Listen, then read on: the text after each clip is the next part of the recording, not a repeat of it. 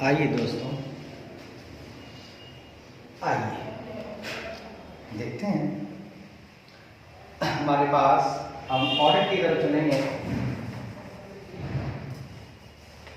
Audit की तरफ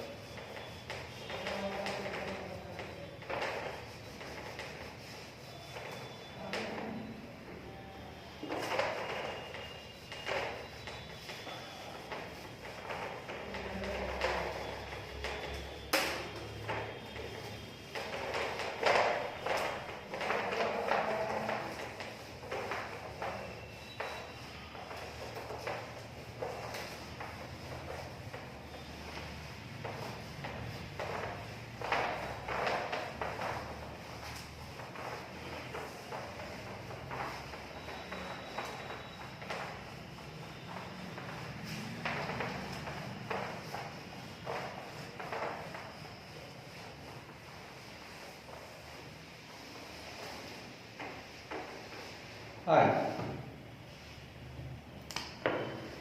audit की तरफ आते हैं। Audit and ethics, audit and ethics, उसका चैप्टर नंबर 1 की बात करेंगे दोस्तों। आइए ढेर सारी बातें करेंगे।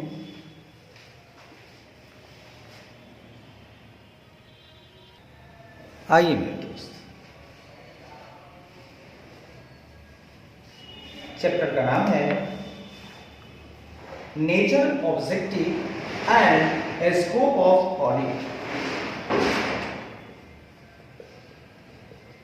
ये है आपका चैप्टर 1, नेचर, ऑब्जेक्टिव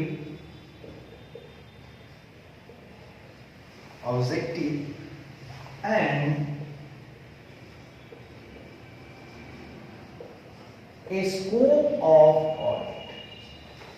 सर, जैसा कि इसके चैप्टर में लिखा हुआ है, ऑडिट मतलब होता है लेखा परीक्षा या अंकेक्षण। तो लेखा परीक्षा का नेचर क्या है, मतलब आप जिस व्यापार का ऑडिट करने जा रहे हैं उस व्यापार का नेचर क्या है, उसी नेचर के हिसाब से ऑडिट करेंगे। अब मान लीजिए LLP है या कंपनी है या पार्टनरशिप फर्म है, तो जिस नेचर का होगा उस हिसाब से हम लोग ऑडिट करेंगे। अच्छा, ऑब्जेक्टिव, ऑडिट का उद्देश्य क्या होता है, हम लोग ऑडिट क्यों करवाते हैं? तो ऑडिट का उद्देश्य होता है, अगर हम लोग समझने का प्रयास करें तो ऑडिट का उद्देश्य होता है ऑडिटर को ओपिनियन देना होता है। अब मान लीजिए पार्टनरशिप फर्म ऑडिट करवाती है इसलिए ताकि उसका बैलेंस शीट वगैरह प्योर हो, ट्रू एंड फेयर हो, तो उसको कभी लाभ हानि पार्ट ना हो, वहां फायदा होगा। नए पार्टनर को लाना हो, वो देख के आराम से आ जाएगा। तो इस तरह से ये बड़े फायदे की चीजें हैं, कंपनी को भी फायदा है। ठीक है। स्कोप का मतलब होता है कि ऑडिट का क्षेत्र क्या है, आपको एक स्कोप मिलता है कि आप लेखा करने चले हैं, लेखा परीक्षा करने चले हैं, आपका ये स्कोप है।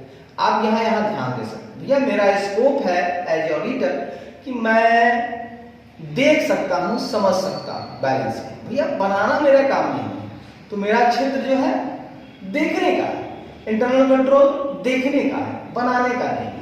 तो इसीलिए नेचर क्या है, ऑब्जेक्टिव क्या है, स्कोप क्या है, प्रकृति क्या है, उद्देश्य क्या है और दायरा क्या है लेखा परीक्षा का, इसी विषय पर हमारा सवाल उठेगा।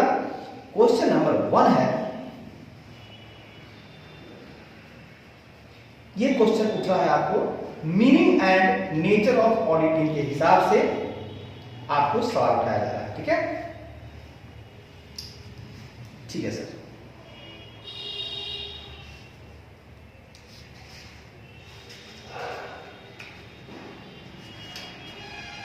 ठीक है सर, आइए बात करते हैं। कहता है लालजी भाई हैज परचेज्ड, सुन के लीजिएगा, गौर सुनाइएगा। कहता है लालजी भाई has purchased shares of A company. पहले क्वेश्चन समझिएगा, कहता है लालजी भाई has purchase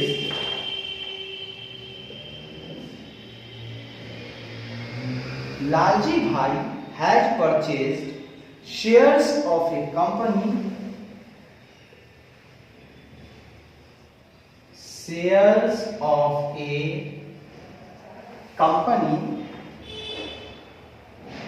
listed on NSE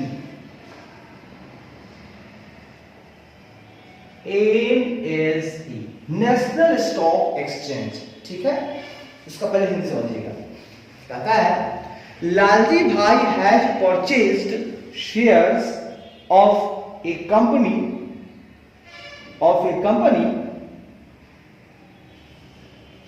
listed on NSC. मतलब लालजी भाई ने एनएससी पर सूचीबद्ध एक कंपनी के शेयर खरीदे हैं। मतलब लालजी भाई ने शेयर खरीदा है जो कहां लिस्टेड है, तो वो जो है एनएसई पर सूचीबद्ध है। कहां सूचीबद्ध है? एनएसई पर, मतलब नेशनल स्टॉक एक्सचेंज पर। ठीक है, एक सूचीबद्ध शेयर है ना, सूचीबद्ध किसी कंपनी का शेयर है जिसको लालजी भाई ने खरीदा है। लालजी भाई ने क्या किया है कि नेशनल स्टॉक एक्सचेंज पर, है ना, पर आपको एक लिस्टेड यानी एक सूचीबद्ध, ठीक है, नेशनल स्टॉक एक्सचेंज पर सूचीबद्ध एक कंपनी है और उन्होंने उसका शेयर खरीदा है। लालजी भाई ने क्या किया है? ऐसा शेयर खरीदा है जो नेशनल स्टॉक एक्सचेंज पर सूचीबद्ध है, जो कंपनी है उसका शेयर खरीदा है, नॉर्मल शेयर नहीं खरीदा है। ठीक है, अच्छी बात है। आगे कहता है the audited financial statement of the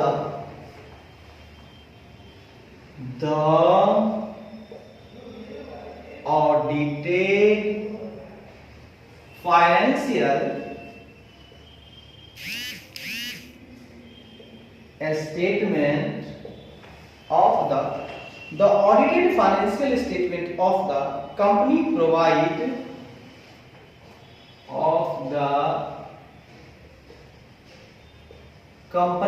provide picture of healthy financial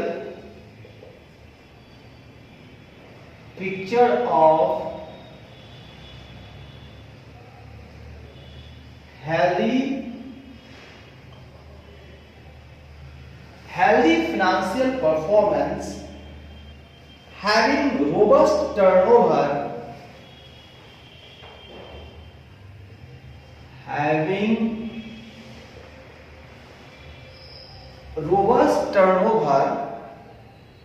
comma low debt and low debt and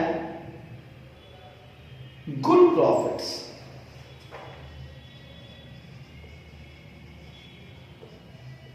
सुनिए क्या कहता है, सुनिए। कहता है the audited financial statement of the company provide picture of healthy financial performance having robust turnover, low debt and good profits. मतलब क्या हुआ सर? सुन के लिखिएगा। कहता है इसका मतलब होगा कि, कहता है कंपनी की ऑडिट किए गए वित्तीय विवरण, कंपनी की ऑडिट किए गए वित्तीय विवरण स्वस्थ वित्तीय प्रदर्शन, हेल्दी फाइनेंशियल परफॉर्मेंस, स्वस्थ वित्तीय प्रदर्शन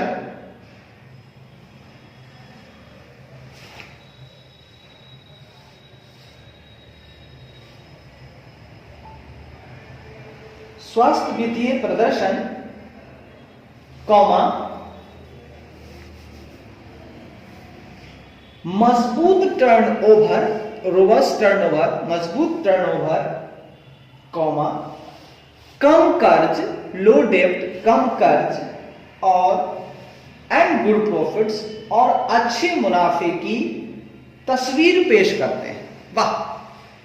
कहता है कि लालजी भाई जो हैं नेशनल स्टॉक एक्सचेंज पर जो सूचीबद्ध कंपनी है उनका उन्होंने शेयर खरीदा है। फिर कहता है कि कंपनी की जो ऑडिट किए हुए वित्तीय विवरण है वो स्वास्थ्य वित्तीय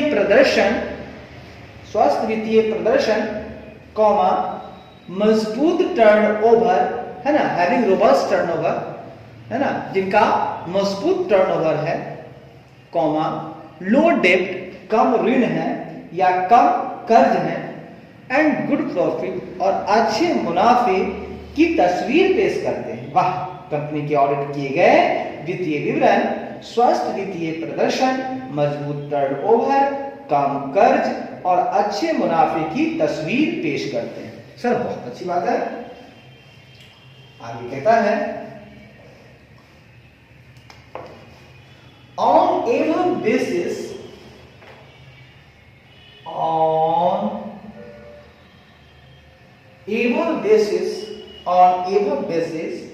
he is absolutely satisfied.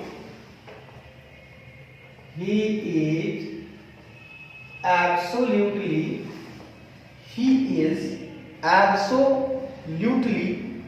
satisfied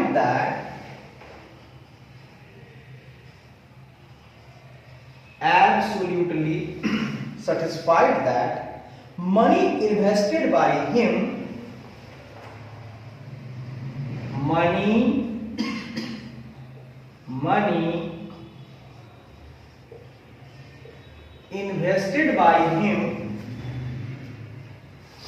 is safe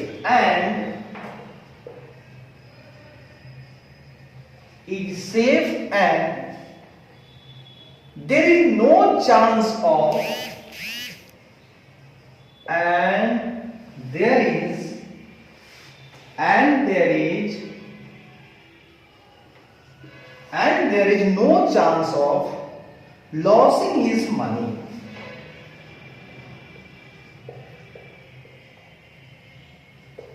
ठीक है।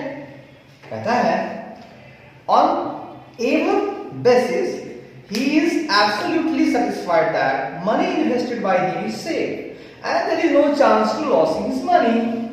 कहता है दोस्तों कि आगे कहता है उपरोक्त आधार पर, ठीक है, ऑन एवो बेसिस उपरोक्त आधार पर वह पूरी तरह से संतुष्ट है, इज एब्सोल्युटली सेटिस्फाइड, वह पूरी तरह से संतुष्ट है कि उसके द्वारा निवेश किया गया पैसा सुरक्षित है, उसके द्वारा निवेश किया गया पैसा सुरक्षित है और उसके पैसे खोने की कोई संभावना नहीं है। There is no chance to losing his money, उसके पैसे खोने के कोई संभावना नहीं है। गुड, बहुत बढ़िया। आगे कहता है do audited results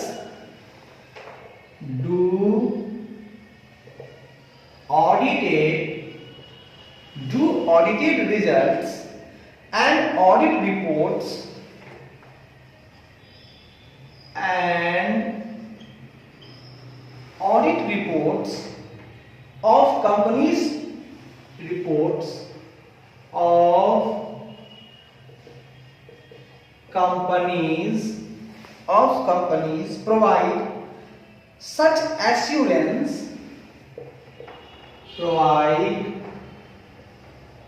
companies provide such assurance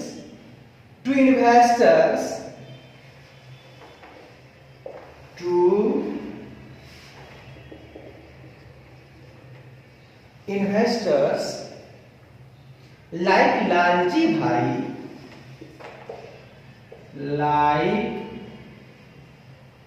Lalji bhai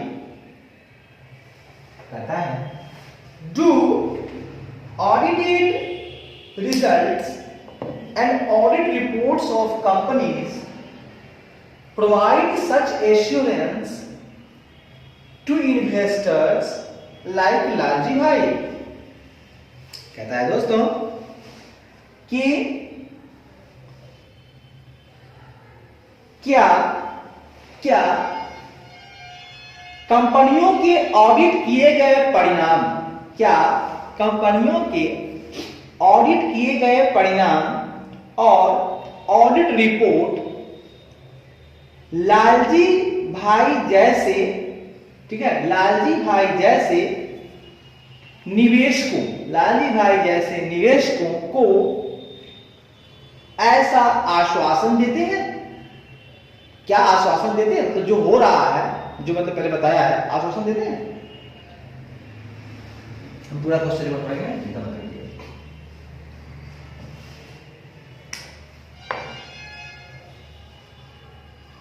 Is thinking of Lalji Bhai correct? Is thinking of Lalji Bhai correct? Is thinking of Lalji Bhai correct? सुन के लीजिएगा। तो कहता है क्या लालजी भाई के बारे में सोचना सही है? Is thinking of लालजी भाई, हाँ करेक्ट। क्या लालजी भाई जो सोच रहे हैं, के बारे में हम लोग सोच रहे हैं, क्या वो सही है? मेरा कहना है लालजी भाई has purchase share of A company listed on NSE. Lalji भाई ने एनएसई पर सूचीबद्ध एक कंपनी के शेयर खरीदे हैं। Comma, full stop. The audited financial statement of the company provide picture of healthy financial performance, having robust turnover, low debt and good profits. Company की audit किए गए वित्तीय विवरण स्वस्थ वित्तीय प्रदर्शन, मजबूत टर्नओवर, कम कर्ज और अच्छे मुनाफे की तस्वीर पेश करते हैं। On the above basis, he is absolutely satisfied that money invested by him is safe and there is no chance of losing his money. उपरोक्त आधार पर वह पूरी तरह से संतुष्ट है कि उसके द्वारा निवेश किया गया पैसा सुरक्षित है और उसके पैसे खोने की कोई संभावना नहीं है। Do audited results and audit reports of companies provide such assurance to investors like Lalji भाई? कहता है क्या कंपनी के ऑडिट किए गए परिणाम और ऑडिट रिपोर्ट लालजी भाई जैसे निवेशकों को ऐसा आश्वासन देते हैं? आगे, इज थिंकिंग ऑफ लालजी भाई करेक्ट? क्या लालजी भाई के बारे में सोचना सही होगा? मतलब इसका निचोड़ यही है कि लालजी भाई ने जो शेयर खरीदा है, वैसे जिस कंपनी का भी खरीदा है वो एनएसई पे लिस्टेड है और भैया वो कंपनी बहुत अच्छा पिक्चर दे रहा है, एक स्वस्थ वित्तीय प्रदर्शन दे रहा है, उस कंपनी का जो है ना मजबूत टर्नओवर है, कर्ज भी कम है और अच्छा मुनाफा वो दे रहा है कंपनी। अब इस आधार पर वह जो है बेचारे लालजी भाई जो हैं वो क्या कर रहे हैं भाई साहब कि वो पूरी तरह से संतुष्ट हैं कि भैया जो पैसा हम यहाँ निवेश कर रहे हैं वो सुरक्षित भी है और हमको उस पैसा को खोने का कोई चांस नहीं है। अब बताइए ये कि जो कंपनी का अभी हुआ कैसे? तो भैया कंपनी का चूंकि ऑडिट किया हुआ जो परिणाम है और जो उनका कंपनी का जो ऑडिट रिपोर्ट है ना, ये लालजी भाई जैसे निवेशक को क्या आश्वासन दे पा रहे हैं? आखिर वो आश्वासन जो ले रहे हैं उसी पिक्चर को देख करके, ऑडिटेड पिक्चर को देख करके। तो ये जो हम लालजी भाई के बारे में सोच रहे हैं क्या सही है? क्या यह सही बात है? इसका जवाब लालजी भाई को जवाब हम देते हैं। इसका मतलब ये पूछना चाह रहा है कि वो क्या ऑडिट सही हुआ, तो ऑडिट से उनको पिक्चर सही मिल रहा है। अब आइए ऑब्जेक्टिव, यानी कि वो इस क्वेश्चन में हमें ऑब्जेक्टिव ऑफ ऑडिट पूछ रहा है। इसका आंसर होगा भाई साहब ऑब्जेक्टिव्स ऑफ ऑडिट। भाई साहब ये क्या हुआ? ऑब्जेक्टिव्स ऑफ ऑडिट का मतलब होता है भाई साहब लेखा परीक्षा के उद्देश्य। अब हम लेखा परीक्षा जो कर रहे हैं आखिर उसका ऑब्जेक्टिव क्या है, उद्देश्य क्या है? क्योंकि उसी से तो उनको पिक्चर मिल रहा है और पिक्चर सार्थक है कि नहीं, क्या उनका सोचना सही है कि नहीं, ये तो हम देख रहे हैं। देखिए एकदम बुलेट में लिखना है point by point. Objective of audit आप आइए लिखिए। कहता है an audit does not provide, an audit does not provide an audit does not provide assurance to investor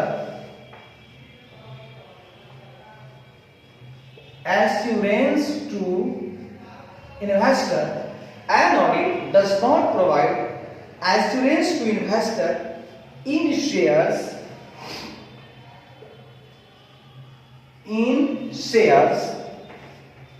regarding safety of his money,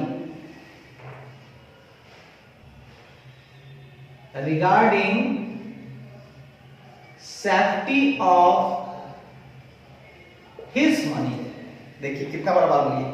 An audit does not provide assurance to investor in shares regarding safety of his money।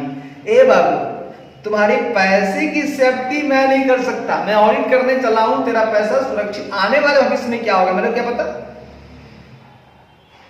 तो भैया मैं कभी भी तुम्हें पैसे की सुरक्षा के बारे में बात नहीं कर सकता, ये गलत बात है, ये गलत बात है। ऑडिट को इतना भी आप मत ले लो कि एकदम ये सुरक्षा प्रदान कर रहा है। तो देखिए कहता है, मेरा कहना है ऑब्जेक्टिव ऑडिट में पहली लाइन का मतलब कि ऑडिट से निवेशक को उसके पैसे की सुरक्षा के बारे में कोई आश्वासन नहीं मिलता। भाई साहब कोई आश्वासन नहीं मिलता। तो कहता है ऑडिट से निवेशक को उसके पैसे, ठीक है ना, ऑडिट से निवेशक को मतलब शेयर में निवेशक जो कर रहा है, तो शेयर में निवेशक है तो निवेशक है, जो शेयर में निवेश कर रहे हैं उन निवेशक को अपने पैसे की उसके पैसे की सुरक्षा के बारे में कोई आश्वासन नहीं मिलता। भैया मैं आपके पैसे की सुरक्षा की बात नहीं कर रहा हूं। तो कहता है ऑडिट से निवेशक को उसके पैसे की सुरक्षा के बारे में कोई आश्वासन नहीं मिलता। बात क्लियर हो गया? आप बोल रहे हैं कि पैसा सुरक्षित है, गलत बात है, ये पहला खत्म कर दिया। दूसरा full stop, share prices of security, share prices of securities are affected by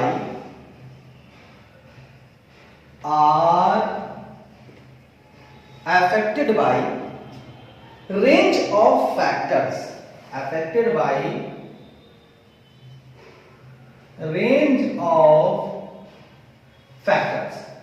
बात समझिएगा।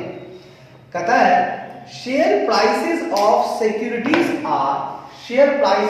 securities are affected by range of factors मतलब जो सिक्योरिटी की बात है, तो कहता है प्रतिभूतियों के शेयर की कीमतें, शेयर प्राइसेस ऑफ सिक्योरिटी, ठीक है ना, तो प्रतिभूतियों के शेयर की कीमतें कई कारकों से प्रभावित होती हैं।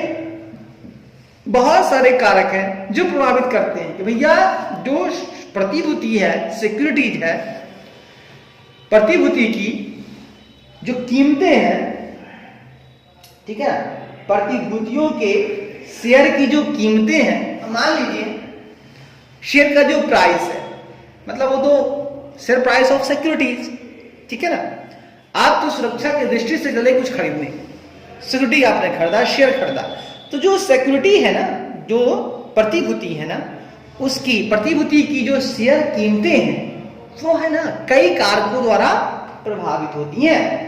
मतलब साफ है ना कि पहली लाइन में मैंने कह दिया कि निवेशक भैया आपके पैसे की सुरक्षा की गारंटी मैं आश्वासन नहीं दे सकता हूं। मैं ऑडिट हो रही है तो ये ऑडिट आपको आश्वासन नहीं देगा कि आपके पैसे जो आपने निवेश किया है ना, आप निवेशक हो, वह पैसा आपका सुरक्षित है, इसके भैया मैं एश्योरेंस आश्वासन आपको नहीं दूंगा। ध्यान रखिएगा।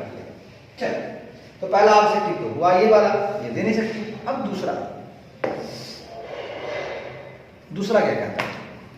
कहता है an audit only provides, कहता है an audit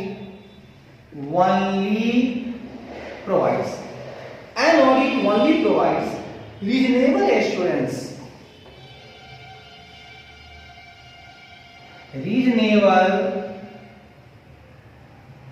provides reasonable assurance that financial statements are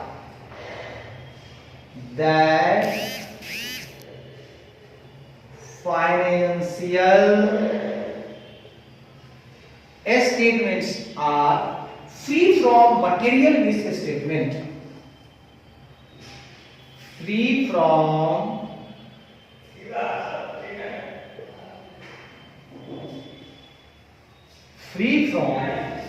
material misstatement, whether due to fraud or error.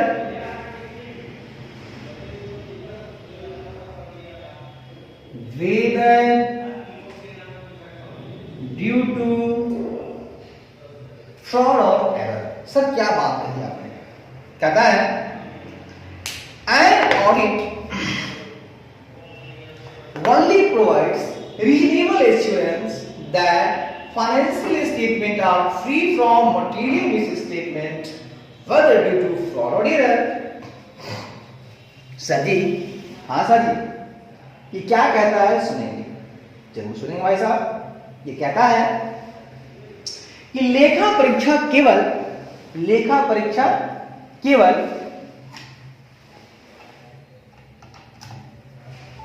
सुन लीजिएगा।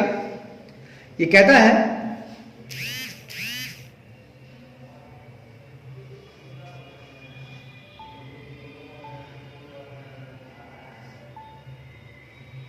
दोस्तों कि लेखा परीक्षा जो है ना, केवल यह उचित आश्वासन, रीजनेबल एश्योरेंस, यह उचित आश्वासन प्रदान करती है कि वित्तीय विवरण धोखाधड़ी या त्रुटि के कारण हुए भौतिक गलत बयानी से मुक्त है।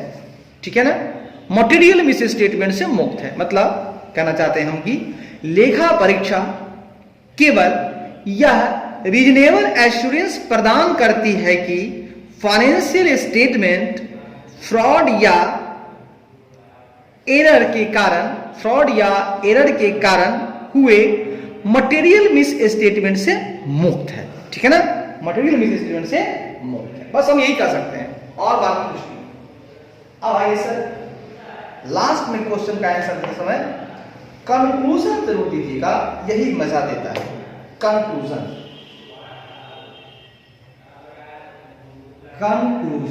सुनिए, कहता है thinking of Lalji bhai is not correct.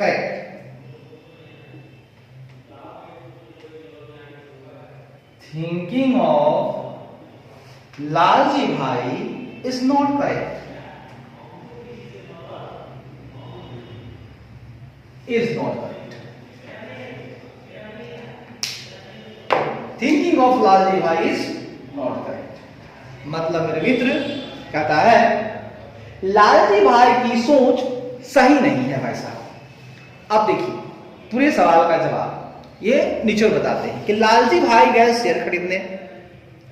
जब गए शेयर खरीदने वो भी एकदम बढ़िया से आपको NSE पर सूचीबद्ध था, बहुत खुश हुए वो। ये भी देखिए कि भैया कंपनी जो है ना, उसका जो ये है जो ऑडिटेड है, उसका जो वित्तीय विवरण है, फाइनेंशियल स्टेटमेंट, वो लेखा परीक्षा उसका हुआ है और ये बहुत बढ़िया पिक्चर दिखा रहा है उस कंपनी का। ठीक है ना, वो कंपनी जो है उसका हेल्दी फाइनेंशियल परफॉर्मेंस है, मतलब बहुत ही स्वस्थ उसका वित्तीय प्रदर्शन है, उसका टर्नओवर मजबूत है, बढ़िया है, हाई है, डेब्ट उसका बहुत कम है, प्रॉफिट अच्छी कमा रही है, अच्छा पेश कर रही है। बड़ा खुश हुआ, वो पिक्चर देख के मजा उसको आ गया। अब वो पूरी तरह से संतुष्ट हो गया, भैया जो पैसा हम अब लगा रहे हैं ना इस कंपनी में शेयर खरीदने में, भैया वो मेरा सुरक्षित है। अब इसी का जवाब है नीचे में, भैया सुरक्षित आप नहीं है, लाख आपको लगे ऑडिटेड है, ये आपके पैसे को सुरक्षा नहीं देगा। और वो सोच रहा था भैया अब हमारा पैसा खोने का तो कोई अब चांस ही नहीं है। ठीक है ना, हमारा पैसा खोने का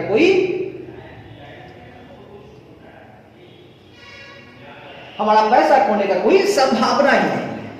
तो अब आपसे सवाल पूछा गया कि ये जो कंपनी का जो लेखा परीक्षा किया गया परिणाम है या जो उसका ऑडिट रिपोर्ट है, क्या यह ऐसा कुछ आश्वासन प्रदान करता है लालजी भाई को कि हाँ भैया आपका पैसा सुरक्षित है?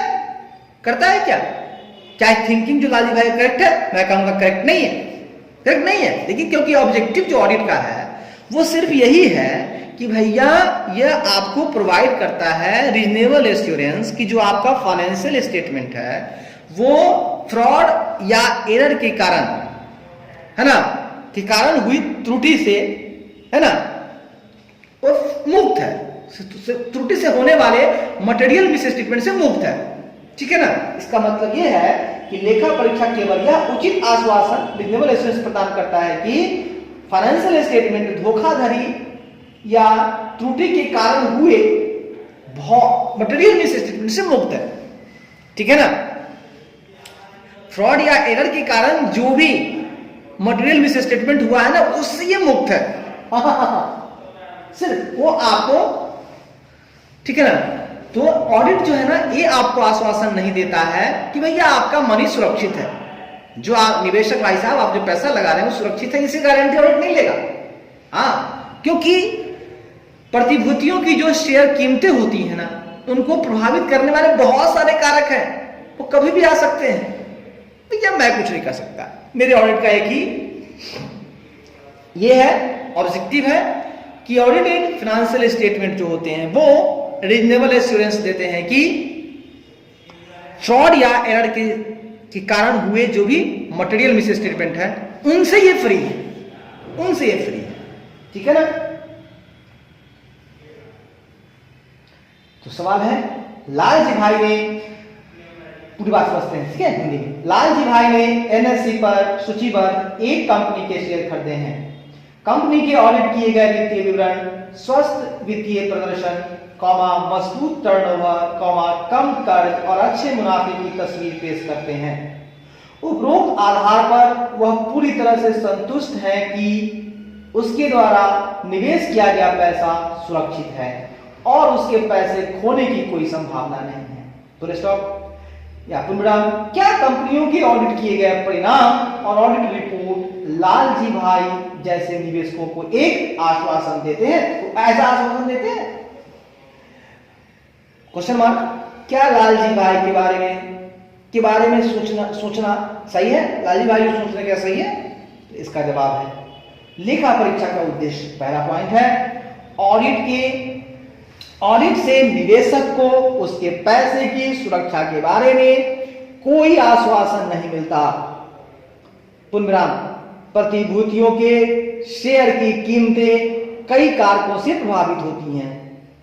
अगला पॉइंट बुलेट में लिखना है, लेखा परीक्षा केवल यह उचित आश्वासन प्रदान करती है कि वित्तीय विवरण धोखाधड़ी या त्रुटि के कारण हुए भौतिक गलत बयानी से मुक्त हैं।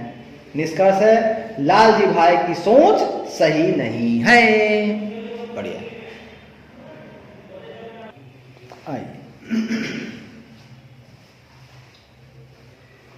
क्वेश्चन नंबर 1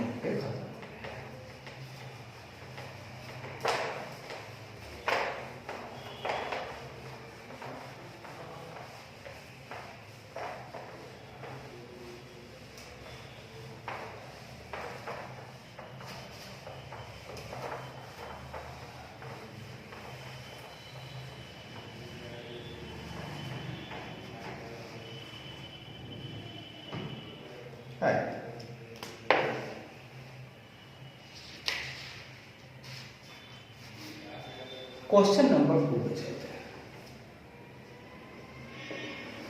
कहता है दोस्तों,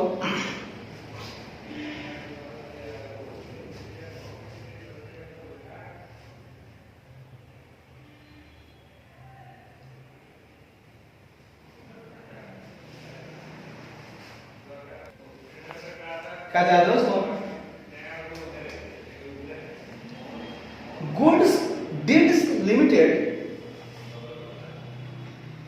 Good Deeds Limited is engaged in business of is engaged in business of recycling of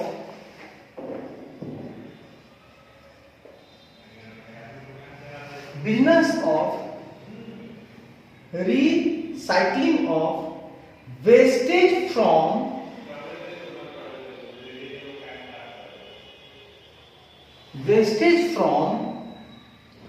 dumping grounds of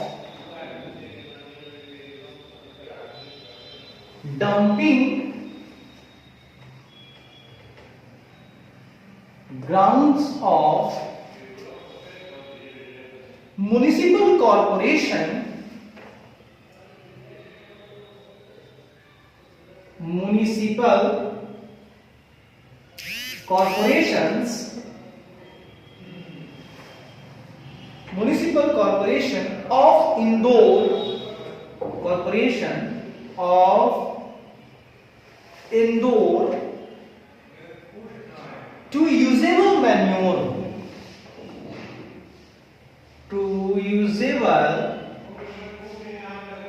manure ठीक है, मैन्यूर। सर, हाँ सर, कहता है गुड डीड्स लिमिटेड नाम है, is engage in the business of recycling of wastage from dumping grounds of municipal corporation of Indore to usable manure. Sir ये क्या बात है? सर मेरा कहना है, सुनिएगा, मेरा कहना है कि गुड डीड्स लिमिटेड जो है वो नगर निगम के ग्राउंड्स ऑफ म्युनिसिपल कॉर्पोरेशंस, मतलब नगर निगम के कचरे, ठीक है ना, वेस्टेज फ्रॉम डंपिंग के, कचरे के डंपिंग ग्राउंड के पुनर्चक्रण के व्यवसाय में लगा हुआ है। पुनर्चक्रण, ठीक है ना, रिसाइकलिंग लगा हुआ है, ठीक है ना।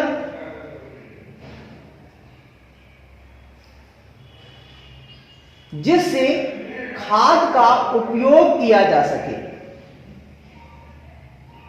क्या उपयोग किया जा सके? खाद का उपयोग किया जा सके, मतलब यूजेबल मैन्यूर, मतलब खाद का, मतलब अब ऐसा काम कर रहे हैं ना, रिसाइकिल कर रहे हैं, वेस्टेज है, अब उससे हम खाद बनाना चाहते हैं, बड़ा अच्छा काम है। कहता है good deed limited engage in the business of recycling of wastage, मतलब जो उसके कचरे हैं ना उसको रिसाइकिल करना चाहता है, पुनर्चक्रण करना चाहता है। फ्रॉम डंपिंग ग्राउंड, मतलब कचरे के डंपिंग ग्राउंड से, है ना, इंदौर का। कहता है गुड्स लिमिटेड नगर निगम के कचरे के डंपिंग ग्राउंड के पुनर्चक्रण के व्यवसाय में लगा हुआ है, जिससे खाद का उपयोग किया जा सके। बढ़िया बात है ना। वो भी इंदौर का है, ठीक है ना, इंदौर का, ठीक है भैया, इंदौर का, अच्छी बात है। वेस्टेज है, खराब नहीं हो, खाद बना लो। रिसाइकिल करना चाहता है, ठीक है। मैन्यूर मतलब खाद। आगे कहता है it is in this way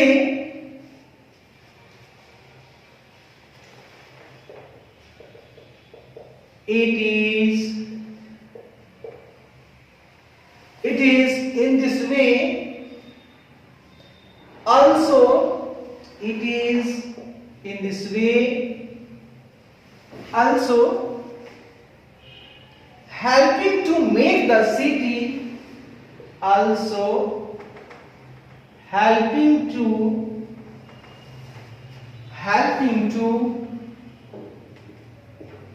make the city, helping to make the city clean। Sir ये क्या बात हुई?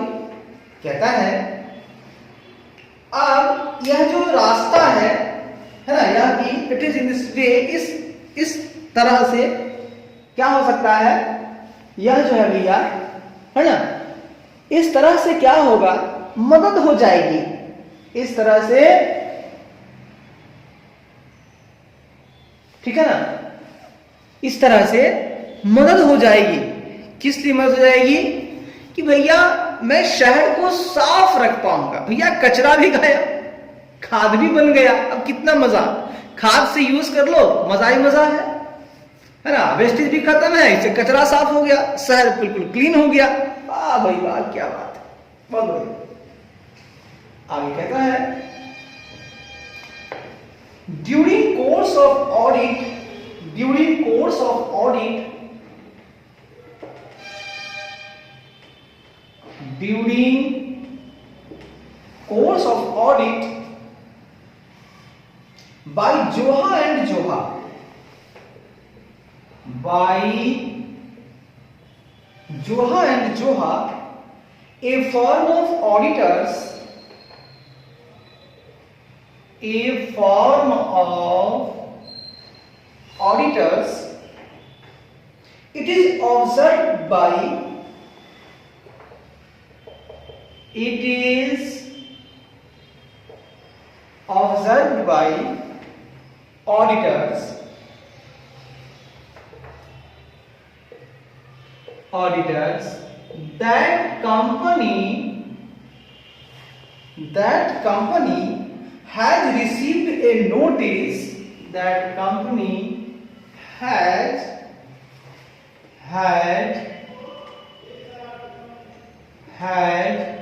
received a notice from central bench of, from central bench of National Green Tribunal, National Green Tribunal, for not following,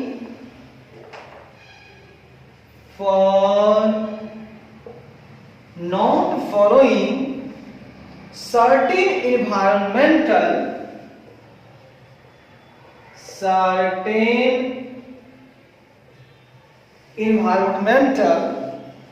regulations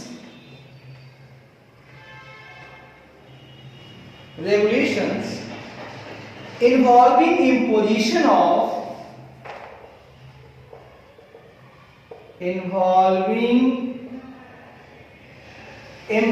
of hefty monetary penalty,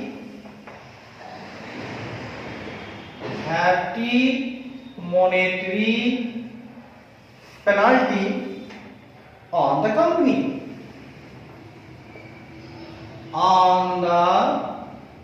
company, कहता है दोस्तों, during course of audit by Joha and Joha, a firm of auditors, it is observed by auditors that company has received a notice from central bench of National Green Tribunal for not following certain environmental regulations involving imposition of hefty monetary penalty on the company। अरे company को penalty लग गया, उसने बात ही नहीं माना, follow ही नहीं कर रहा, एनवायरमेंटल जो कानून है बिना फॉलो किए काम कर रहा है, लग गई पेनाल्टी, बेटा बचोगे नहीं।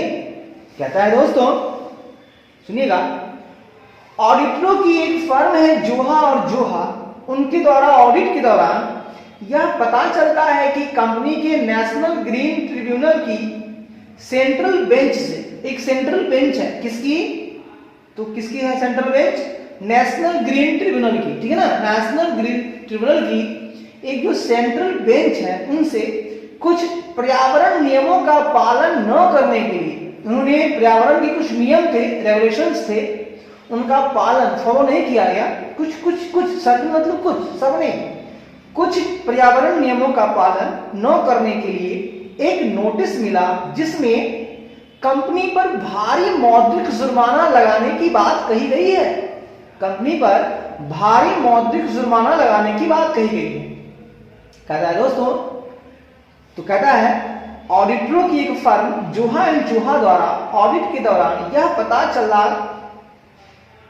पता चला है कि कंपनी को नेशनल ग्रीन ट्रिब्यूनल की सेंट्रल बेंच से कुछ पर्यावरण नियमों का पालन न करने के लिए एक नोटिस मिला है, जिसमें कंपनी पर भारी मौद्रिक जुर्माना लगाने की बात कही गई। भारी जुर्माना लगेगा, भैया तुमने बात नहीं माना, खाद तो बना रहे हो लेकिन पर्यावरण का मजाक उड़ा रहे हो, भैया ऐसा नहीं चलेगा। आगे कहता है the company is aid to reply the company is aid to reply the company is aid to reply to the notice reply to the notice the company is aid बहुत अच्छा बात है the company is aid to reply to the notice। अरे बाप रे, ये क्या किया कंपनी तूने? कहता है कंपनी ने अभी तक नोटिस का जवाब नहीं दिया है। The company is aid to reply, दिया ही नहीं है। The company is aid to reply to the notice, company ने अब तक जवाब ही नहीं दिया है। अरे ये सवाल पूछा गया, तुमने जवाब क्यों नहीं दिया? कंपनी ने अभी तक नोटिस का जवाब नहीं दिया है। गलत किया है भाई साहब, आपने जवाब क्यों नहीं दिया? आगे कहना है the auditors point out the auditors point out that same is not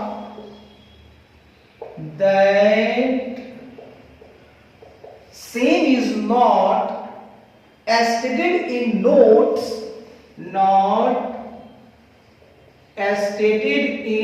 notes, to accounts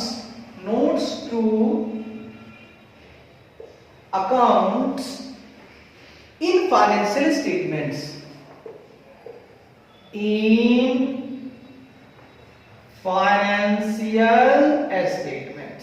भाई साहब, हाँ भाई साहब, कहता है the auditors point out that same is not stated in notes to accounts in financial statements. अब देखिए auditor भाई साहब को भी कुछ पता चला। कहता है ऑडिटर बताते हैं कि auditors point out auditor that बताते हैं कि वित्तीय विवरणों में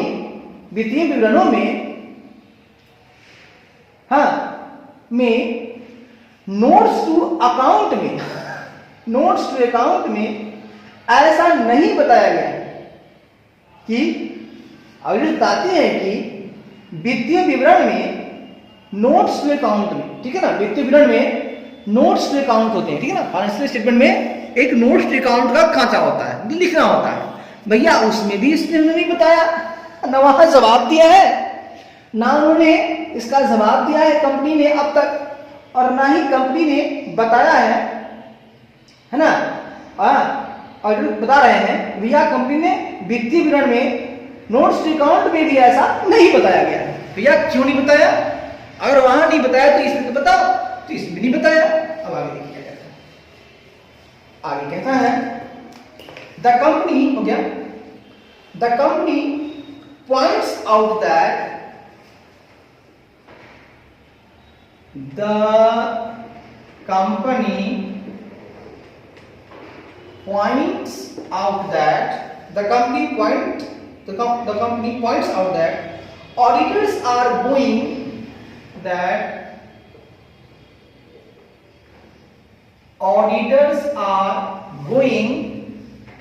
beyond the scope of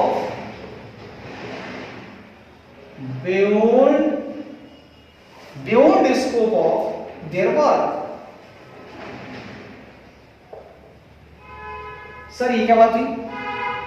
कहता है कंपनी अब क्या बता रहा है, पॉइंट आउट कर रहा है कि ऑडिटर्स जो है ना वो जा रहे हैं are going beyond the scope of their work. ये कह रहा है कंपनी ने बताया है कि ऑडिटर अपने काम के दायरे से बाहर जा रहे हैं। भैया उनके जो काम के दायरे हैं ये देखना नहीं है इनका, वो कहना कंपनी का, उससे बाहर जा रहे हैं। अरे बड़ी समस्या है भाई, बहुत समस्या है। आगे देखिए क्वेश्चन पूछ रहा है does such a matter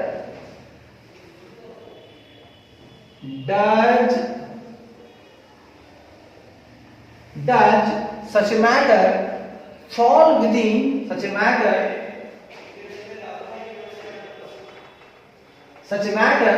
fall within a scope of audit, fall within a scope of audit। अब क्वेश्चन आपसे पूछा जा रहा है, क्वेश्चन मार्क कहता है direct such matter fall within scope of audit. अब आपसे पूछा जा रहा है कि ये विदिन द ऑडिट है या आउटसाइड द ऑडिट है। मतलब वो तो कह रहा है कि भैया बियॉन्ड द ऑडिट है, लेकिन आप बताइए क्या ये विदिन द ऑडिट है? तो कह रहा है क्या ऐसा मामला प्राधिकरण के दायरे में आता है? प्राधिकरण नहीं, मतलब ऑडिट के दायरे में आता है। अब आपसे पूछा जा रहा है क्या ऐसा ऑडिट के दायरे में आता है? अब आइए सवाल फिर से पढ़ते हैं पूरा। कहता है क्या कहता है कि गुड डीड्स लिमिटेड नगर निगम के कचरे के डंपिंग ग्राउंड के पुनर्चक्रण के व्यवसाय में कचरे के रिसाइकलिंग के व्यवसाय में लगा हुआ है। वो कहां का है? इंदौर का है, इंदौर का नगर निगम, ठीक है, जिससे खाद का उपयोग किया जा सके। वो सोच रहा है कि भाई ऐसा काम करूं जिससे कचरा से खाद बन जाए, ठीक है, अच्छी बात है। यह है कि अब इस तरह से हो क्या रहा है, यह है कि इस तरह से जो रास्ता है वो शहर को स्वच्छ रखने में, साफ करने में मदद कर रहा है, ठीक है ना, मतलब साफ बनाने में, शहर को साफ बनाने में, ठीक है, मदद कर रहा है। आगे कहता है ऑडिटरों की एक फर्म जोहा और जोहा द्वारा ऑडिट के दौरान यह पता चला है कि कंपनी को नेशनल ग्रीन ट्रिब्यूनल की सेंट्रल बेंच से कुछ पर्यावरण नियमों का पालन न करने के लिए एक नोटिस मिला है, जिसमें कंपनी पर भारी मौद्रिक जुर्माना लगाने की बात कही गई है। आगे कहता है कंपनी ने अभी तक नोटिस का जवाब नहीं दिया है। आगे कहता है ऑडिटर बताते हैं कि वित्तीय विवरणों में नोट्स अकाउंट में ऐसा नहीं बताया गया है। ऑडिटर बताया, कंपनी ने बताया कि ऑडिटर अपने काम के दायरे से बाहर जा रहे हैं। तो क्या ऐसा जो मामला है वो ऑडिट के दायरे में आता है? अब इस सवाल से क्लियर करना है, ठीक है, अब देते हैं जवाब। आइए स्कोप ऑफ ऑडिट का सवाल आ रही है, ठीक है ना। हमने ऑब्जेक्टिव तो बता दिया, अब स्कोप ऑफ ऑडिट, इसका आंसर देखते हैं। इसका आंसर स्कोप ऑफ ऑडिट क्या है? इसका स्कोप ऑफ ऑडिट मतलब लेखा परीक्षा के दायरे। आखिर दायरा क्या है? लेखा परीक्षा का दायरा। लीजिए दायरा, सारा नहीं भैया, दायरा। सुनिए क्या कहा है, क्वेश्चन बड़ा रहेगा, सवाल छोटा। दायरा कहता है an audit of financial statement, an audit of financial statements include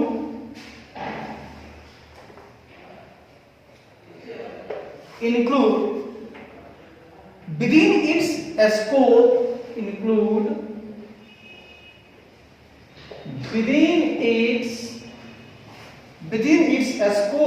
the following. Within its scope the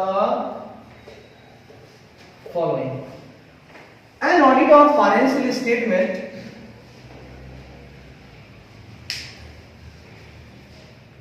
भाई साहब अब ये कह रहा है an audit of financial statements include with in its scope the following. अब हम बताएंगे आपको, आप लोग बहुत इधर उधर कर लिए, स्कोप क्या है ऑडिट का ये आज अब हम बताएंगे। मेरा कहना है कि वित्तीय विवरण स्टेटमेंट की लेखा परीक्षा के दायरे में निम्नलिखित शामिल है। कहता है लेखा परीक्षा मतलब वित्तीय विवरण की लेखा परीक्षा के दायरे में, इट्स स्कोप की दायरे में निम्नलिखित शामिल है। इंक्लूड क्या है? The following. The an audit of financial statements include within it's scope the following. An audit of financial statements include within it's scope the following मतलब वित्तीय विवरण की लेखा परीक्षा के दायरे में निम्नलिखित शामिल है। क्या शामिल है? लीजिए वन बाय वन हम बात करेंगे, आपसे वन बाय वन बात करेंगे। आइए बात पॉइंट नंबर 1, 3 पॉइंट में जवाब देंगे, पॉइंट बाय पॉइंट चलेगा, चिंता नहीं करना है।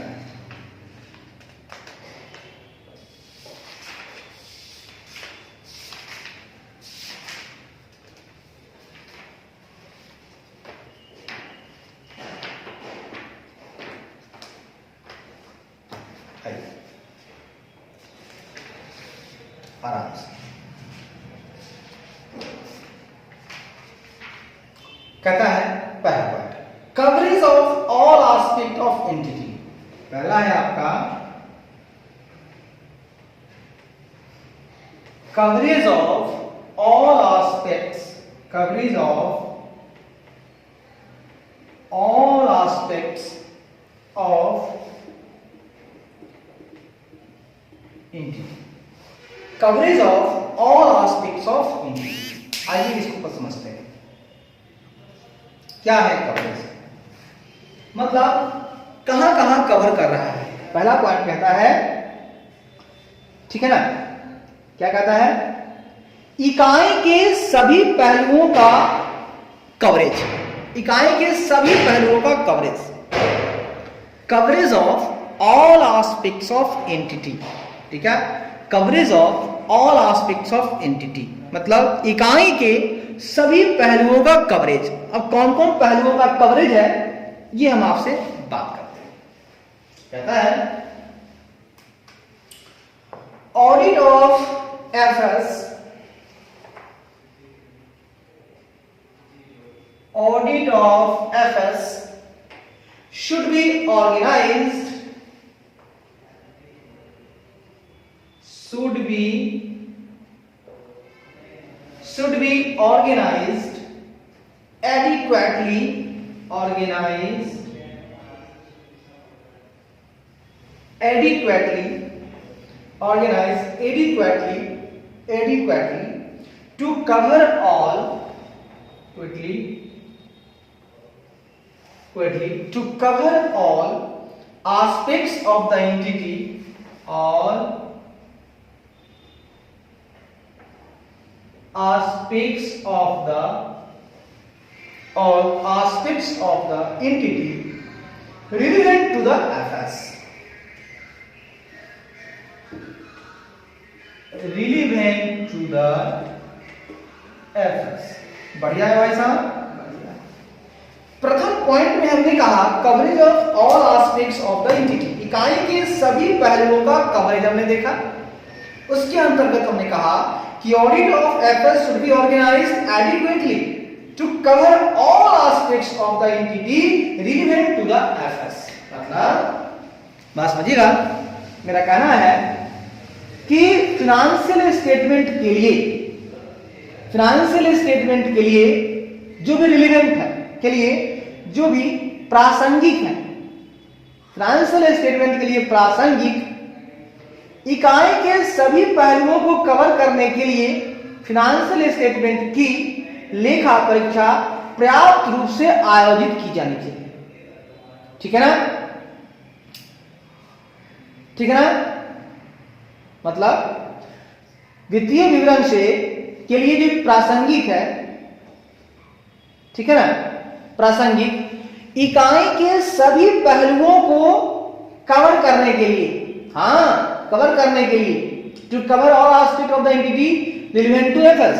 फाइनेंशियल स्टेटमेंट मतलब वित्तीय विवरण से प्रासंगिक इकाई के सभी पहलुओं को कवर करने के लिए वित्तीय विवरण की, है ना, लेखा परीक्षा, वित्तीय विवरण की लेखा परीक्षा एडिक्वेटली ऑर्गेनाइज होना चाहिए, पर्याप्त रूप से आयोजित की जानी चाहिए। आपको पर्याप्त रूप से आयोजित करना होगा।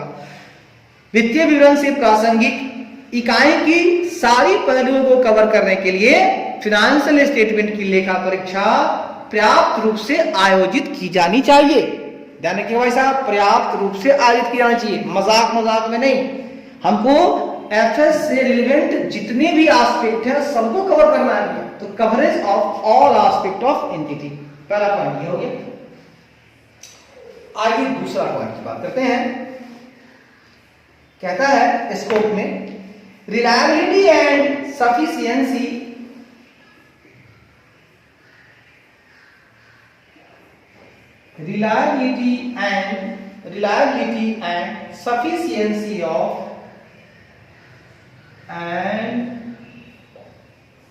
reliability and sufficiency of financial information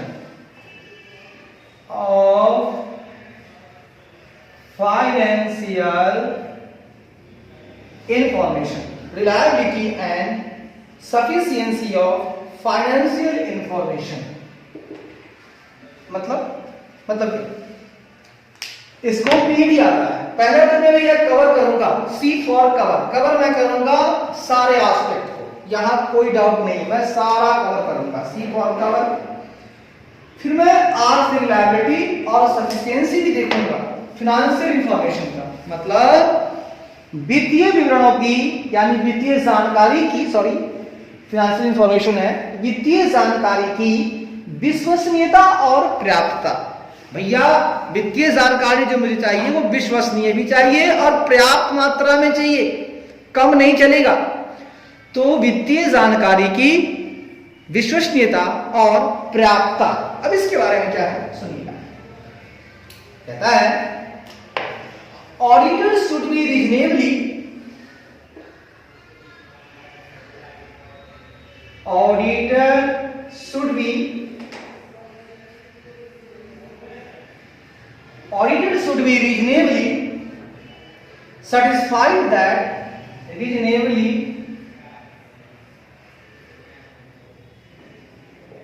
auditor should be reasonably satisfied that information contained in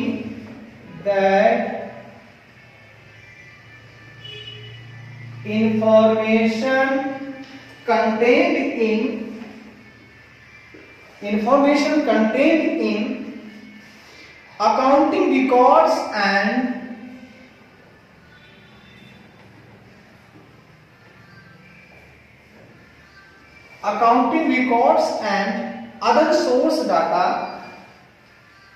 sorry दोस्तों, आइए दोस्तों, कहता है auditor should be reasonably satisfied that the information contained in accounting records and other source data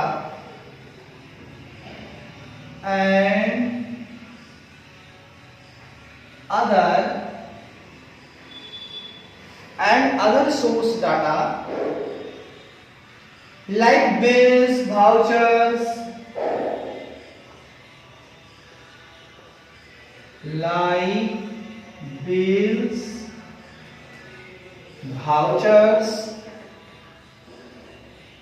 documents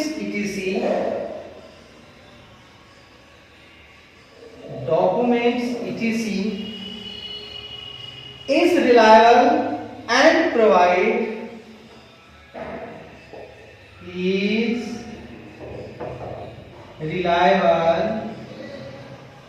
and provide sufficient basis for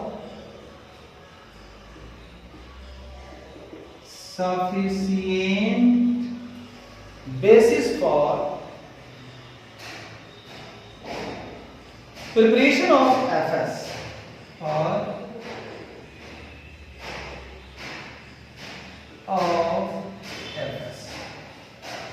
भाई साहब अब इस बात को समझने का प्रयास करें। कहता है auditor should be reasonably satisfied that information contained in accounting records and other source data like bills, vouchers, documents etc is reliable and provide sufficient basis for preparation of FS।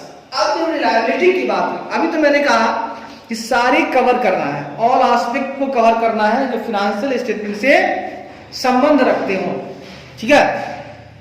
मैंने पहली बात में बोला कि आपको जब भी ऑडिट करने चलते हैं आप, तो आप इस तरह से पर्याप्त रूप से आप आयोजित करें ऑडिट को, फाइनेंशियल स्टेटमेंट ऑडिट को, जिससे फाइनेंशियल स्टेटमेंट से जो संबंधित हैं, ठीक है, फाइनेंशियल स्टेटमेंट से जो रिलेवेंट है, जो प्रासंगिक है ना, प्रासंगिक इकाई के सारी पहलुओं को कवर किया जा सके, ठीक है।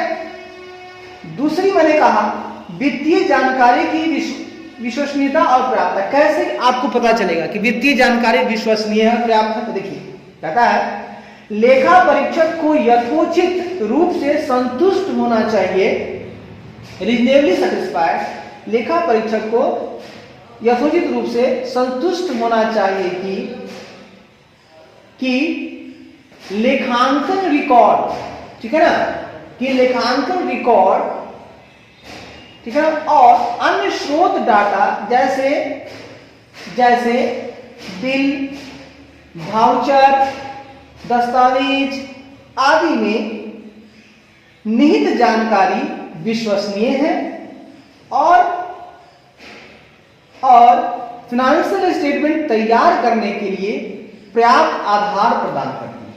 कहता है ऑडिटर को यथोचित उनको संतुष्ट होना चाहिए, लेखा परीक्षक को यथोचित रूप से, है ना, संतुष्ट होना चाहिए कि जो लेखांकन रिकॉर्ड उनको मिल रहा है और जो उनको अन्य स्रोत मिल रहे हैं, जो भी उनको अकाउंटिंग रिकॉर्ड मिल रहा है, से जो जानकारियां मिल रही हैं, ठीक है ना, लेखांकन रिकॉर्ड से और अदर सोर्स डाटा जैसे बिल है, वाउचर है और दस्तावेज है, ये जो मिल रहे हैं उनसे, है ना, जो जानकारी मिल रही है ना वो विश्वसनीय है। हाँ, जो जानकारी वहां से उनको मिल रही है ना वो विश्वसनीय है, इसके लिए उन्हें यथोचित संतुष्ट होना होगा। तो लेखा परीक्षक को यथोचित रूप से संतुष्ट होना चाहिए कि लेखांकन रिकॉर्ड और अन्य स्रोतों से, हाँ, स्रोतों में निहित कंटेंट में निहित जो जानकारी है वह विश्वसनीय है और फाइनेंशियल स्टेटमेंट तैयार करने के लिए and provide sufficient basis for preparation of financial statement, और वित्तीय विवरण तैयार करने के लिए पर्याप्त आधार, सफिशिएंट बेसिस, पर्याप्त आधार प्रदान करती है। बस ध्यान रखना है, ये दो बातें हो गई। और भाई साहब तीसरी बात करते हैं, ठीक है, ठीक है सर। तीसरी बात,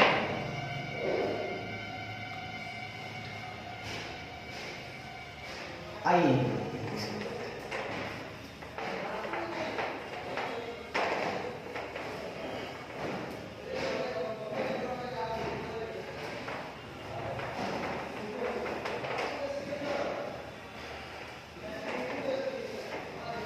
तीसरा पॉइंट कहता है दोस्तों, proper disclosure of financial information, proper disclosure of financial information, proper disclosure of financial information। Sir ये क्या बात है? देखिए, पहला बात तो बोले हम कि इकाई के सारे पहलुओं को कवरेज करना है आपको। दूसरा पॉइंट बोले कि जो भी वित्तीय जानकारी मिल रही है उसकी विश्वसनीयता और पर्याप्तता, रिलायबिलिटी और एडिक्वेटली और सफिशिएंसी को देखना होगा। और तीसरा मैं बोल रहा हूं वित्तीय जानकारी जो हो रही है उनका उचित प्रकटीकरण, डिस्क्लोजर एकदम बढ़िया होना चाहिए, proper disclosure of financial information, वित्तीय जानकारी का उचित रूप से प्रकटीकरण करना, ठीक है ना, वित्तीय जानकारी का उचित प्रकटीकरण, उचित प्रकटीकरण, ये हो गया आपको डी। तो इसका नंबर टेक्निक बन गया आपके पास सीआरडी, सीआरटी टीवी होता था ना, अब ये है आपको सीआरडी, सीआरडी है स्कोप का, सीआरडी स्कोप, सीआरडी कहता है auditor should decide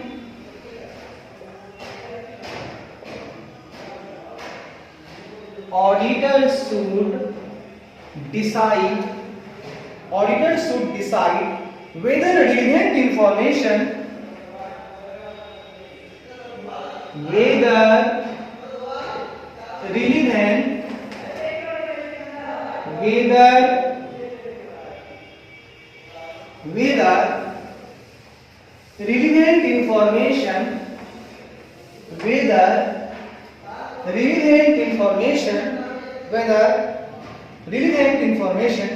is properly disclosed, is properly disclosed in FS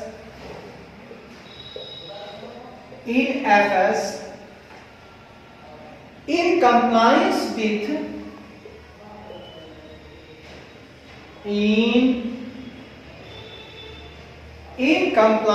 with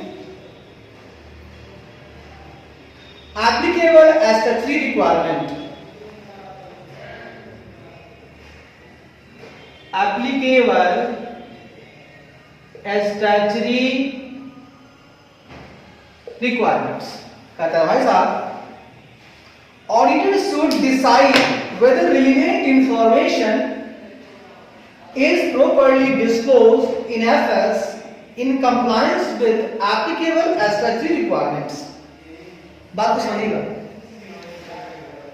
अब जो दूसरी बात है, फोकस करेंगे, कहता है, क्या कहता है भैया? ये कहता है लेखा परीक्षक को यह निर्णय लेना चाहिए, डिसाइड करना चाहिए कि लागू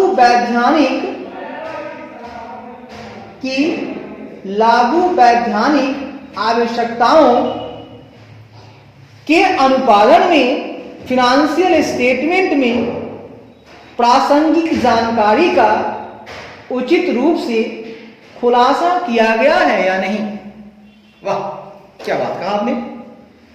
आपने कहा भाई साहब, आपका कहना है भाई साहब कि ऑडिटर शुड डिसाइड, लेखा परीक्षक को यह निर्णय लेना चाहिए कि compliance with applicable statutory requirement, कि वित्तीय विवरण में, है ना, सुनिएगा, कि जो रिलेवेंट इंफॉर्मेशन है क्या वो प्रॉपर्ली डिस्क्लोज्ड हुआ है वित्तीय विवरण में, जो कहता है कंप्लायंस करने के लिए एप्लीकेबल स्टैट्यूटरी रिक्वायरमेंट का। मतलब लेखा परीक्षक को यह निर्णय लेना चाहिए कि लागू वैधानिक आवश्यकताओं के अनुपालन में फिनेंशियल स्टेटमेंट, वित्तीय विवरण में उचित प्रकटीकरण यानी फिनेंशियल स्टेटमेंट में, ठीक है, में प्रासंगिक जानकारी, आप बोल सकते हैं, में प्रासंगिक जानकारी का उचित रूप से खुलासा किया गया है या नहीं। कितना अच्छा बात बोला। तो कहता है लेखा परीक्षक को यह निर्णय लेना चाहिए कि लागू वैधानिक आवश्यकताओं के अनुपालन में वित्तीय विवरण में प्रासंगिक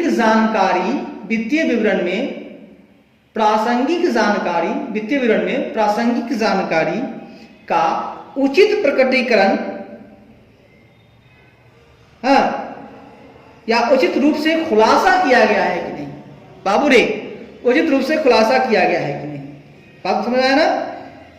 ये कहना चाहता है कि लेखा परीक्षक को यह निर्णय लेना चाहिए कि लागू वैधानिक आवश्यकताओं के अनुपालन में वित्तीय विवरण में प्रासंगिक जानकारी का उचित रूप से खुलासा किया गया है कि नहीं। वित्तीय विवरण जानकारी होना चाहिए, पूरा खुल के होना चाहिए भैया। चलिए ठीक है, अच्छी बात है। आगे कहता है for the purpose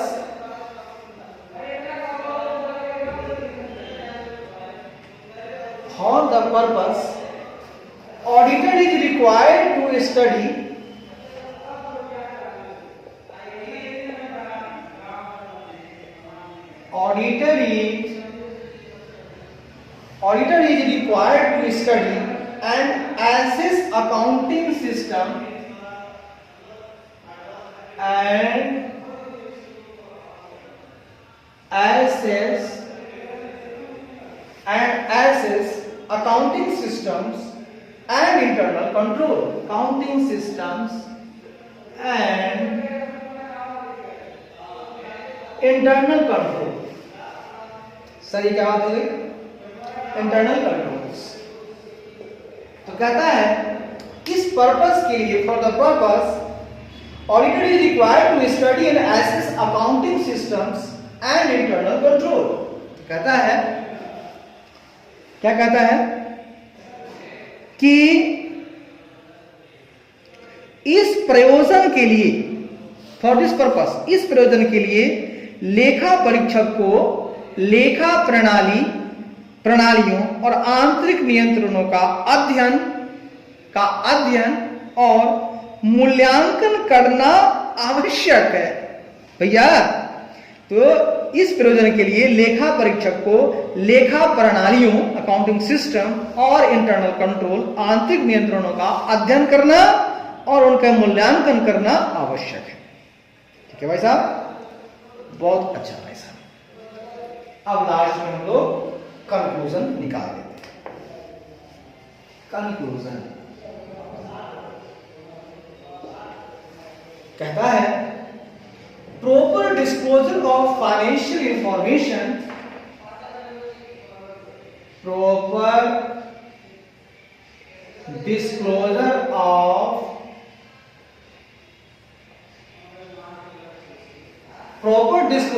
financial information is well within a scope of audit,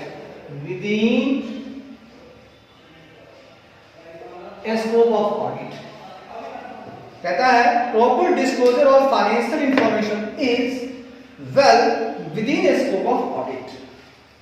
कहता है भाई साहब, निष्कर्ष में हमने ये लिखा कि वित्तीय जानकारी का उचित प्रकटीकरण जो है, उचित जो खुलासा है, उचित प्रकटीकरण है, वह लेखा परीक्षा के दायरे में है ना। इस वेल लेखा परीक्षा के दायरे में भी है, वो बढ़िया है। तो कहता है पूरा क्वेश्चन पहले समझिए। तो क्वेश्चन कह रहा था कि गुड डीड्स लिमिटेड जो है ना, वो इंदौर जो नगर निगम है, वो उसमें क्या कर रहा है कि वह कचरा का जो है ना डंपिंग ग्राउंड है, कचरा का जो डंपिंग ग्राउंड है, जहां डंपिंग करता है जिस ग्राउंड पे, वहीं पर वो कह रहा है कि हम पुनर्चक्रण करेंगे, उसका रिसाइकलिंग करेंगे उस वेस्टेज का, और उसी के व्यवसाय में लगा हुआ है। उसका काम ही वही है, वो रिसाइकिल करने वाला धंधा करता है, जिससे खाद का उपयोग किया जा सके। भैया कचरा है, खाद बन जाएगा, मजा आ जाएगा, और इससे शहर जो है ना पूरा साफ हो जाएगा, शहर को साफ करने में मदद मिल जाएगा। अब हुआ क्या कि ऑडिटर की एक फर्म थी, जोहा एंड जोहा। अब जोहा और जोहा जो है ना गया ऑडिट करने। जब ऑडिट करने गया तो उसको पता चला कि इस कंपनी को एक नेशनल ग्रीन ट्रिब्यूनल जो है ना, उसकी एक सेंट्रल बेंच है, उन्होंने इसको पर्यावरण के नियम का पालन न करने के लिए नोटिस भेज दिया है, जिसमें कंपनी को ना भारी मौद्रिक जुर्माना लगाने की बात कही गई है कि भैया हम हेफ्टी पेनाल्टी आपसे लेंगे। अब क्या हुआ, कंपनी ने अभी तक नोटिस का जवाब नहीं दिया है और ना ही जवाब ही नहीं दिया है। फिर ऑडिटर बता रहे हैं कि भैया वित्तीय विवरण में, नोट्स टू अकाउंट में भी ऐसा नहीं बताया गया है, बात का चर्चा नहीं किया गया है। अब क्या हो रहा है कि कंपनी कह रही है कि भैया ऑडिटर अपने काम के दायरे से बाहर जा रहा है, भैया अपने दायरे में रहो। अब आपको सवाल पूछा जा रहा है कि क्या ऐसा मामला ऑडिट के दायरे में है कि नहीं। तो अब हम स्कोप ऑफ ऑडिट ही पढ़ा देते हैं आपको। उसका मतलब होता है CRD, ठीक है ना। CRD मतलब कर्ड मतलब दही हम बताएंगे आपको। स्कोप आपका है दही खाना, कर्ड मतलब दही खाना, CRD कर्ड याद रखना, दही खाना आपका ये स्कोप है ऑडिट का। ऑडिट का स्कोप क्या है, दही खा लो कर्ड। C से होता है भैया कवरेज करता है all aspect of entity, coverage of all aspects of entity. R से होता है reliability and sufficiency of financial information, और D से होता है भाई साहब proper disclosure of financial information. मतलब फाइनेंशियल इंफॉर्मेशन का ही आपको रिलायबिलिटी देखना है, सफिशिएंसी देखना है, और फाइनेंशियल इंफॉर्मेशन जो है ना उसका प्रॉपर डिस्क्लोजर होना चाहिए, और सारे एस्पेक्ट का कवर होना चाहिए जो एंटिटी से संबंधित है। तो पहला केस था, हम बता रहे हैं कि वित्तीय विवरणों की लेखा परीक्षा के दायरे में निम्नलिखित शामिल है। पहला, इकाई के सभी पहलुओं का कवरेज। कहता है फाइनेंशियल स्टेटमेंट के लिए, वित्तीय विवरण के लिए जो भी प्रासंगिक है वह इकाई के सभी पहलुओं को कवर करने के लिए फाइनेंशियल स्टेटमेंट की लेखा परीक्षा पर्याप्त रूप से आयोजित की जानी चाहिए। बस प्रॉपरली आपको उसको क्या करना है, एडजर्न करना है, प्रॉपरली आपको उसको आयोजित करना है, ठीक है। ऑर्गेनाइज तरीके से आपको एडिक्वेटली, पर्याप्त रूप से आपको ऑर्गेनाइज करना है, मतलब करना है, आयोजित करना है। दूसरा कहता है वित्तीय जानकारी की विश्वसनीयता और पर्याप्तता। लेखा परीक्षक को यथोचित रूप से संतुष्ट होना चाहिए कि लेखांकन रिकॉर्ड और अन्य स्रोत डेटा जैसे बिल, भाउचर, दस्तावेज आदि में निहित जानकारी विश्वसनीय है। भाई आप संतुष्ट हो जाओ ना, ऑडिटर साहब आप संतुष्ट हो जाओ कि जानकारी विश्वसनीय है और फाइनेंशियल स्टेटमेंट तैयार करने के लिए पर्याप्त आधार प्रदान करती है। भैया इसके आधार पर एकदम बढ़िया से फाइनेंशियल स्टेटमेंट बन जाएगा, ये आप संतुष्ट हो लो।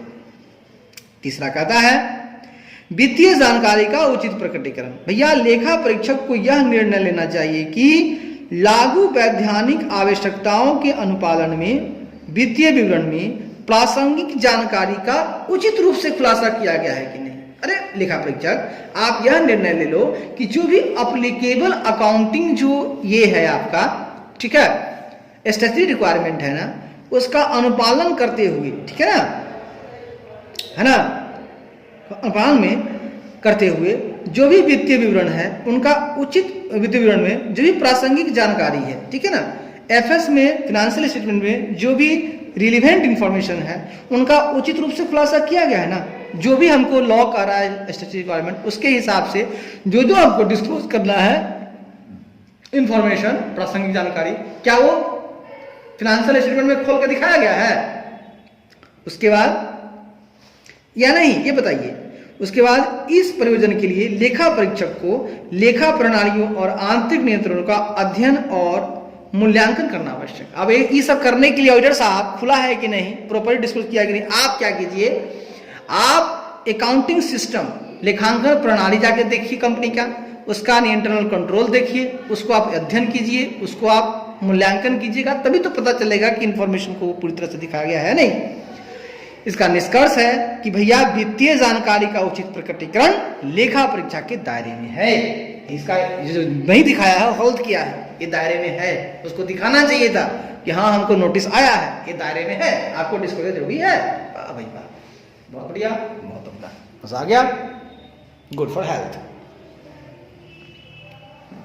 चलिए भाई साहब जहां रहिए, मस्त रहिए, घुमाते रहिए, मुस्कुराते रहिए, तुम उसे वक्त दो, मैं तुम्हें डेट दूंगा।